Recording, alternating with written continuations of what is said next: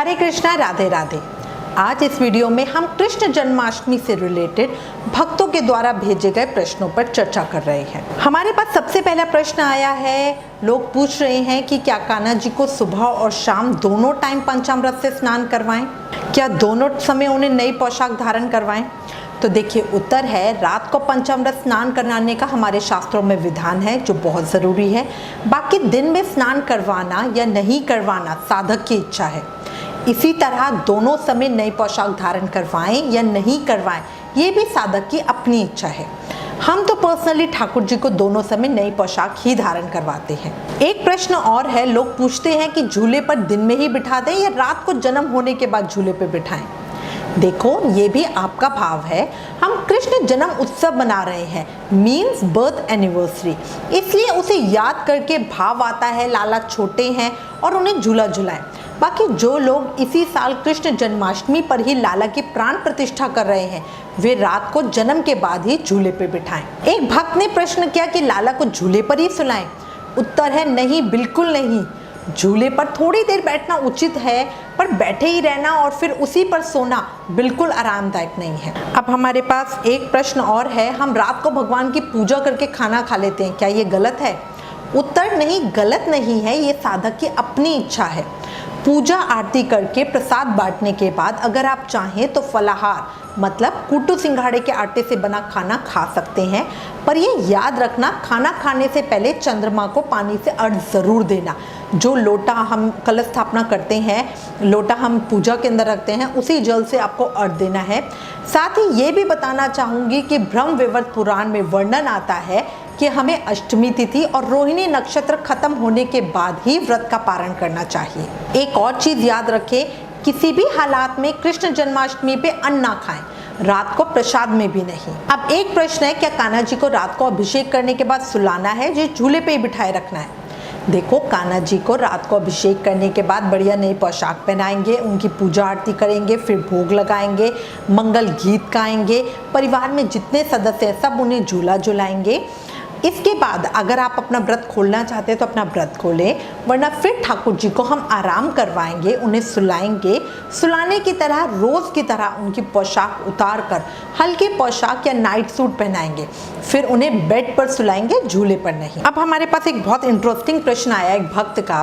उन्होंने लिखा है, ये हर साल क्यों किया जाता है? हर साल केक काटकर कान्हा जी का बर्थडे सेलिब्रेट किया जा सकता है, पर हर साल खीरे से भगवान का जन्म करवाना, देव की माँ का प्रसूति गृह बनाना, ऐसा क्यों करते हैं? देखो, समझो एक बात को, ये एक आम बच्चे का जन्म नहीं है, श्री कृष्ण का जन्म है।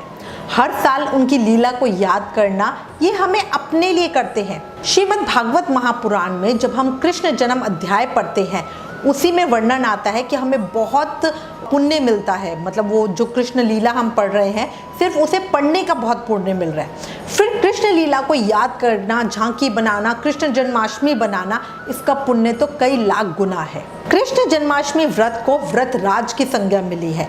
ये बहुत बड़ा समय होता है। खीरे से भगवान का जन्म करवाना, माँ का प्रसूति गृह बनाना, कृष्ण लीला की झांकी बनाना, भगवान को रात में अभिषेक करवाना, ये सब महान कर्म होते हैं। आप ऐसा क्यों सोचते हो कि ये सब आप हर साल करते हो? ऐसा क्यों नहीं सोचते हो कि प्रभु का सच्ची में जन्म होने वाला है और आपको वहाँ पे सेवा मिली है नंद भवन में, आप सच्ची में नंद भवन में हो, यशोदा माँ की सेवा कर रहे हो, बच्चे के जन्म के बाद उसको नहलाना, पता है, बहुत बड़े पुण्य का काम होता है। इसी भाव से अभिषेक करने का विधान है।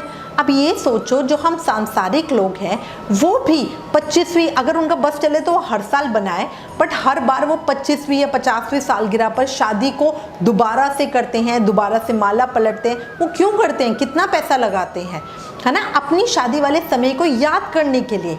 ये तो सांसारिक रीत है।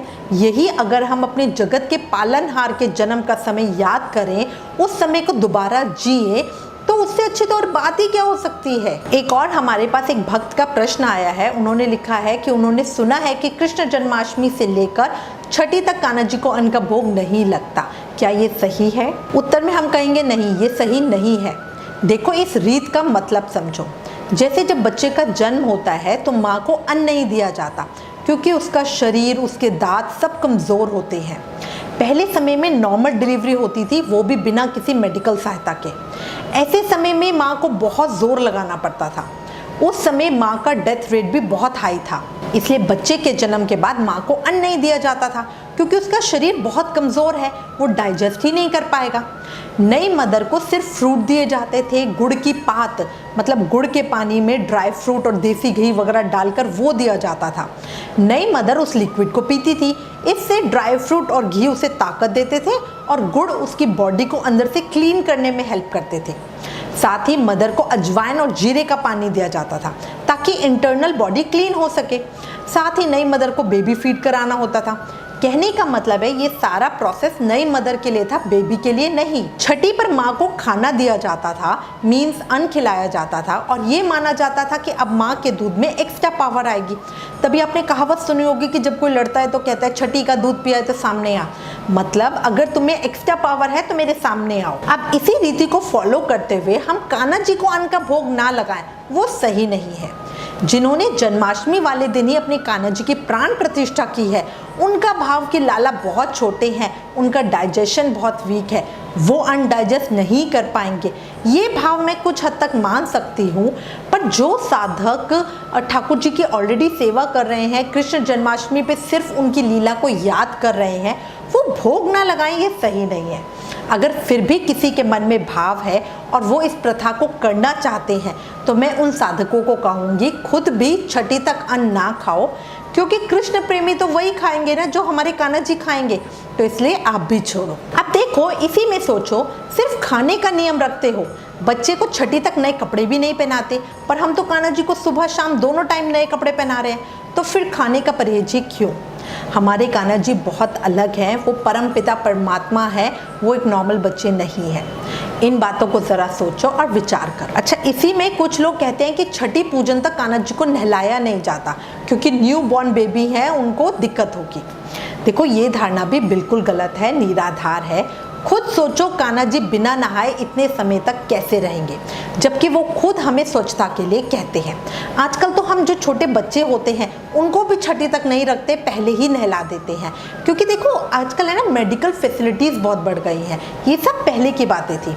बाकी आप देखिए आपका मन क्या कहता है। हमारा धैर्य एक बहुत अच्छी बात कहता है कि कृष्ण जन्माष्टमी उत्सव इतना अच्छा होता है कि पूरे साल उसका इंतज़ार रहता है, कब कान्हा जी का बर्थडे आएगा। उससे पूछो तो वो कहता है कि मैं अपने नहीं, कान्हा जी के बर्थडे का वेट करता हूँ। ये लीला को याद करना, उत्सव बनाना, ये सब हम कान्हा जी को खुश करने के लिए करते हैं। अरे भाई, कान्हा जी जगत के पालनहार का जन्म हुआ है, नंद भवन में धूम है, वहाँ तो जो जा रहा है खूब पा रहा है। ऐसे में 56 भोग या 108 भोग लगाओ, बढ़िया कान्हा जी को भी आनंद आए। अच्छा, अब इसके आगे प्रश्न है, क्या कान्हा जी का भी व्रत है, उन्हें भोग लगाएं? नहीं, कान्हा जी का व्रत बिल्कुल नहीं है, उनका जन्म उत्सव है, उन्हें बढ़िया भोग लगाएं। कई लोग 56 या 108 चीज़ों का भोग लगाते हैं, इसलिए आप भी अपनी सामर्थ्य के अनुसार जितना ज़्यादा से ज़्यादा कर सके वो करें। अगर आप इतना ज़्यादा भोग नहीं लगा सकते तो जो भी घर में बढ़िया चीज़ें बना सकते हैं उनका भोग लगाएं। एक प्रश्न है, क्या जन्माष्टमी वाले दिन कान्हा जी को 2 बार स्नान करवाना है? जी, कृष्ण जन्माष्टमी पर कान्हा जी को 2 बार स्नान करवाना चाहिए। पहली बार तो सुबह जब आप उन्हें तैयार करेंगे तब प्लेन वाटर से भी स्नान करवा सकते हैं, और फिर जब अभिषेक करोगे, शास्त्रों के अनुसार रात 12 बजे जन्म के बाद अभिषेक करोगे, या श्री गोपाल भट्ट गोस्वामी जी की रीत के अनुसार दिन में 12 बजे। ये भक्त की अपनी इच्छा है, पर कान्हा जी का स्नान 2 बार ही होता है। एक भक्त का प्रश्न आया कि व्रत कैसे खोले।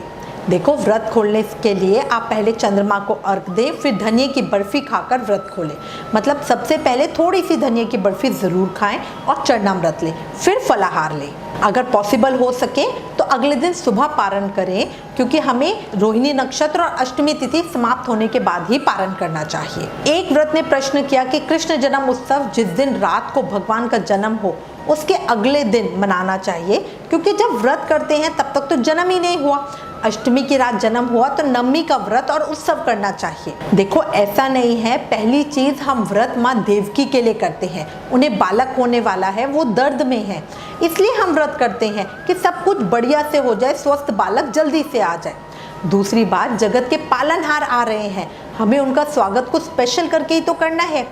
तीसरी बात, कृष्ण जन्म के बाद अगले दिन हम नंद उत्सव मनाते हैं, सोहर गीत भी गाते हैं, उस समय व्रत कैसा, वो तो उत्सव का समय है, नाचने गाने का समय है। एक प्रश्न, हमारे घर श्री कृष्ण की पूजा नहीं होती, हम माँ काली के भक्त हैं, तो क्या कृष्ण जन्म उत्सव मनाएं? पहले बता चुकी हूँ कि भगवान के रूप अनेक पर परब्रह्म परमात्मा एक ही है, इसलिए आपके आराध्य कोई भी हो, हमें साल के बड़े त्योहार मनाने ही चाहिए। कान्हा जी हमारे आराध्य हैं, पर हम तो शिवरात्रि भी बनाते हैं या माता की पूजा भी करते हैं, तो हमें ये करना ही चाहिए।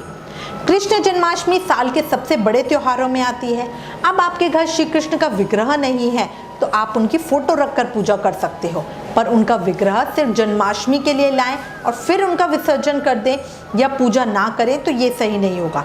इसलिए आप एक बढ़िया सा फोटो लाएं और उसका पूजन करें। कृष्ण जन्माष्टमी बढ़िया सी बनाएं। आप चाहें तो अपनी सेवा मतलब हेल्प किसी मंदिर में भी कर दे सकते हैं। अब इसी में एक और प्रश्न आता है कि फोटो का अभिषेक करें, कैसे करें? देखो, बढ़िया पंचामृत बनाओ और मानसिक रूप से कृष्ण का अभिषेक करो।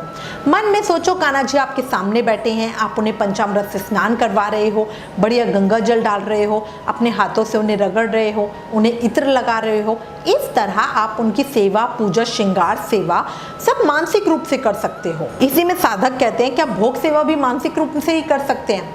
जी, भोग सेवा भी मानसिक रूप से कर सकते हो, पर उत्तम रहेगा अगर प्रसाद पंचामृत खुद बनाओ, क्योंकि देखो शिव विग्रह नहीं है, इसलिए आपने मानसिक रूप से उन्हें पंचामृत स्नान करवाया, श्रृंगार किया, पर वास्तविक रूप में आपके पास फोटो तो है जिसे आप भोग लगा सकते हो, जिसकी पूजा आप कर सकते हो।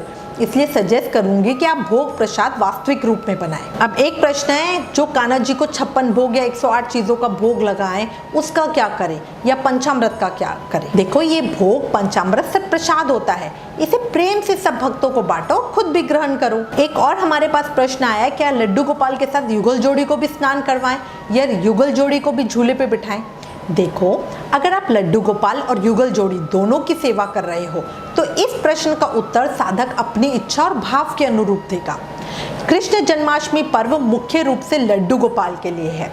इसी तरह सावन का महीना और झूलन यात्रा मुख्य रूप से युगल सरकार के लिए है। सावन में लड्डू गोपाल को झूला झुलाएं या नहीं, ये साधक की इच्छा होती है। उसी तरह कृष्ण जन्माष्टमी पर युगल सरकार का अभिषेक करें या ना करें, या उन्हें झूले पे बिठाएं या ना बिठाएं, ये सब साधक की इच्छा है। हम पर्सनली सावन युगल सरकार के साथ और कृष्ण जन्माष्टमी सिर्फ लड्डू गोपाल के अभिषेक और झूले के साथ करते हैं।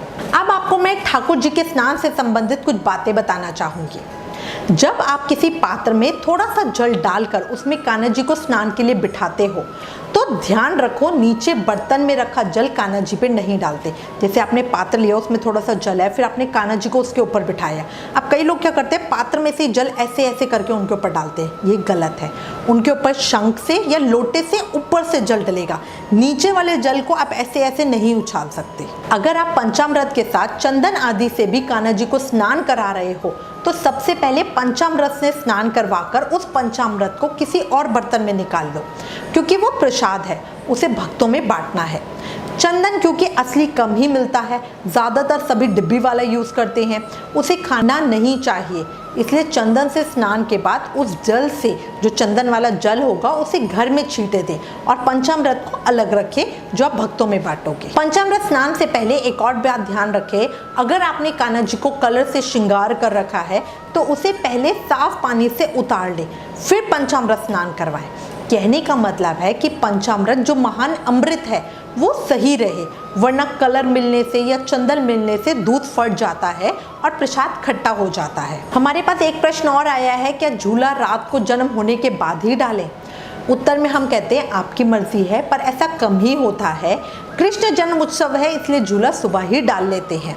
आप मंदिरों में देखो, वहाँ सुबह से ही कान्हा जी के झूले पे विराजित करते हैं। भोग में क्या क्या लगाएं? बढ़िया से बढ़िया भोग लगाओ। जैसा कि इस महीने में दही नहीं खानी चाहिए, इसलिए भोग में दही नहीं लगाओ, बाकी जो हो सके बढ़िया से बढ़िया चीज़ों का भोग लगाओ। एक हमारे पास प्रश्न है कि अगर भोग में दही नहीं लगाना तो फिर पंचामृत में दही क्यों डाला है? देखो, वो पंचामृत है, मतलब 5 चीज़ों का अमृत। वैसे अगर आप आयुर्वेद में देखोगे तो वो कहेंगे कि दूध और दही अपोजिट है, मतलब एक दूसरे के उल्टे हैं, दोनों का आपस में मेल नहीं है। आपने अपने बड़ों से भी सुना होगा कि अगर दही खाया है तो दूध मत पियो, पर इस पंचामृत में हम सब मिलाते हैं। ये दर्शाता है कि कान्हा जी के सामने सही गलत सब पूरी तरह समर्पित है और प्रभु शरण में आने वाला हर कोई अमृत रूप हो जाता है। इसलिए ही कहते हैं कि भक्त में नम्रता होनी जरूरी है। अब मैं उम्मीद करती हूँ इस वीडियो में मैंने आपके सभी प्रश्नों के उत्तर दिए हैं और इसमें दी गई जानकारी आपके लिए उपयोगी होगी। इससे रिलेटेड अगर आपके पास कोई भी कमेंट्स या सजेशन हो तो प्लीज़ हमें लिखें। ज्ञान बांटने से ही बढ़ता है, इसलिए इस वीडियो को ज़्यादा से ज़्यादा शेयर करें। Please like, share and subscribe. Thank you. Hare Krishna.